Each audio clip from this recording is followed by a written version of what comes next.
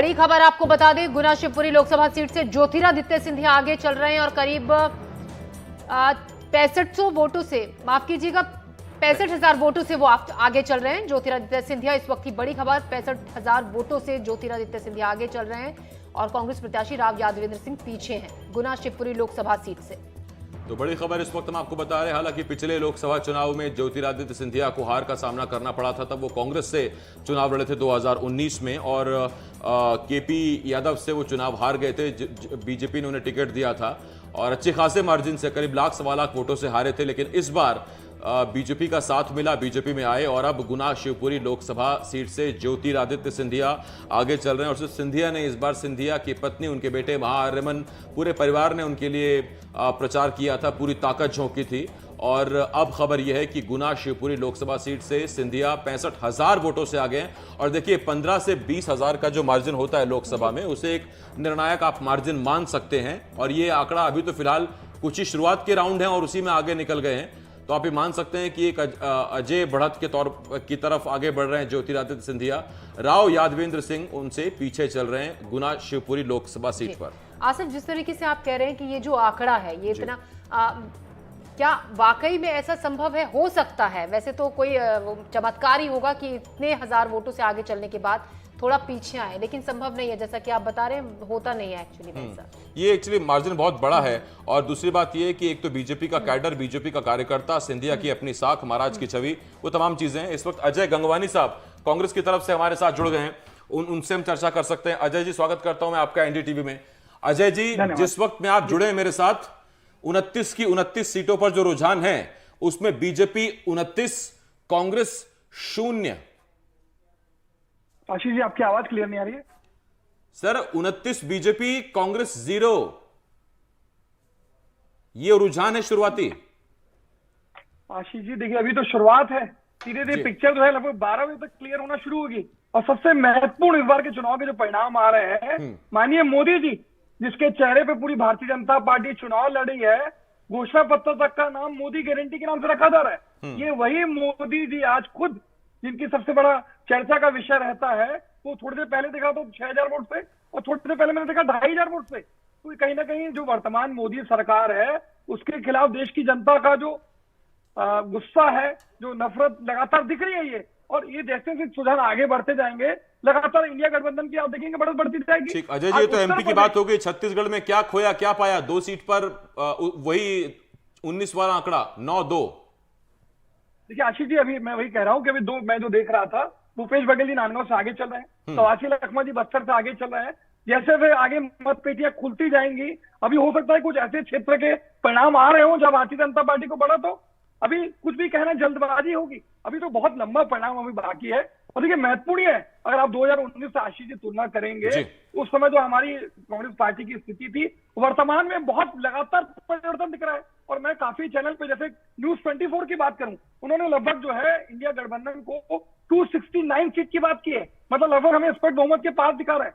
तो 12 बजे तक स्थिति क्लियर होगी। और महत्वपूर्ण यह है कि जिस प्रकार से मोदी जी के चेहरे पे चुनाव लड़ने की बात की गई, आज अमरावती के जो सांसद है नवनीत राणा, उन्होंने अपने कार्यकर्ताओं से कहा था कि भैया मोदी लहर जैसी कोई बात नहीं है, मेहनत कीजिए तब चुनाव जीतेंगे।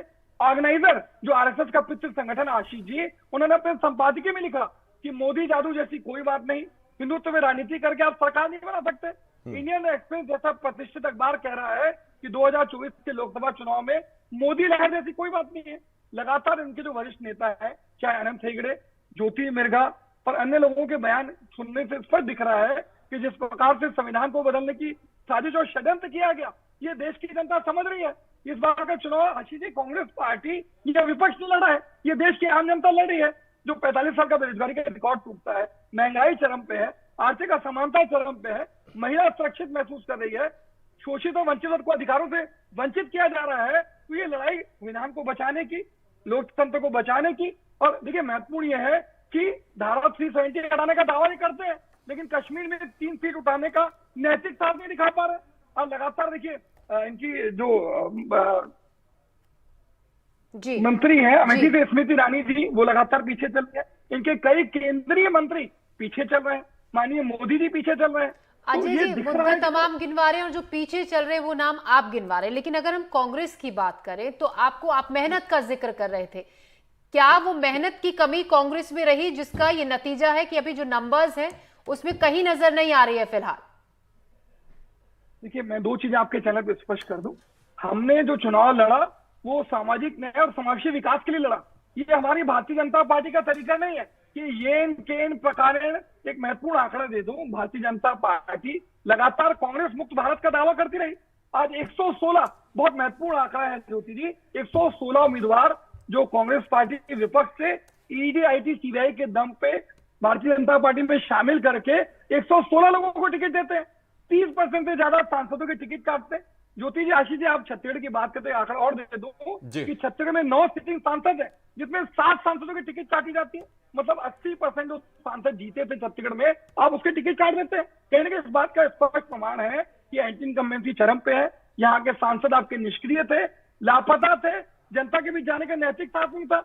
ऐसे लगातार आम छत्तीसगढ़ की जनता से जुड़े मुद्दों को संसद में उठाने का साथ नहीं दिखाते। आज रासायनिक खाद की बात हो, बारदाना सप्लाई की बात हो, छत्तीसगढ़ के हक के कमाई की बात हो, रामायण सड़कें योजना हो, सारी योजनाओं में भारतीय जनता पार्टी की यहाँ के सांसद हम दो और हमारे दो के अधिनायकवादी सरकार के सामने छत्तीसगढ़ की जनता का पक्ष रखने में विफल रहे। इसी का नतीजा था। तो देखिए, कहीं ना कहीं ये स्पष्ट है कि जैसे जैसे स्थितियां बढ़ेंगी 12 बजे तक स्थिति और बेहतर होंगी। उत्तर प्रदेश जो देश का सबसे बड़ा राज्य है आशीष जी, 80 सीटें जो मैं थोड़ी देर पहले देख रहा था, 40 से 45 सीटों पे इंडिया गठबंधन आगे चल रहा है, जो बहुत बड़ा रुझान है और धीरे धीरे स्थितियां बेहतर होंगी। अभी शुरुआती रुझान में भी छत्तीसगढ़ में हम 2 सीटों पे आगे हैं।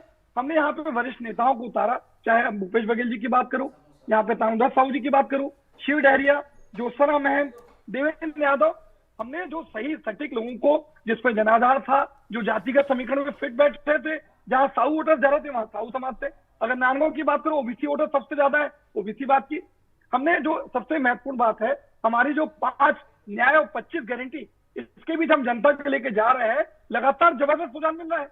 हर लोकसभा में 1.5 से 2 लाख हमने महालक्ष्मी फॉर्म भराए हैं।